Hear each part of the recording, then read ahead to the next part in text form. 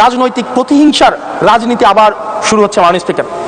একজন সরকার দলীয় একজন প্রতিমন্ত্রীর বিরুদ্ধে কথা বলায় মিডিয়ার একজন সম্পাদকের বিরুদ্ধে মামলা করা হয়েছে মাননীয় স্পিকার। এটি খুবই দুঃখজনক। ওনাকে জেলে নেওয়া হয়েছে একজন প্রতিমন্ত্রীর বিরুদ্ধে কথা বলায়। এবং মাননীয় স্পিকার, আমি আপনার প্রোটেকশন দাবি করছি, কারণ আমরাও বলতে ভয় পাই, কারণ আমরা যদি সরকারের সমালোচনা করি, কোনো প্রতিমন্ত্রীর বিরুদ্ধে কথা বলি, মন্ত্রীর বিরুদ্ধে কথা বলি, আমার এলাকার বাজেট দিয়ে বন্ধ করে দিবে না, সেটার কিন্তু নিশ্চয়তা নাই। রাজনৈতিক প্রতিহিংসার রাজনীতি আবার শুরু হচ্ছে মাননীয় স্পিকার। একজন সরকার দলীয় একজন প্রতিমন্ত্রীর বিরুদ্ধে কথা বলায় মিডিয়ার একজন সম্পাদকের বিরুদ্ধে মামলা করা হয়েছে মাননীয় স্পিকার। এটি খুবই দুঃখজনক।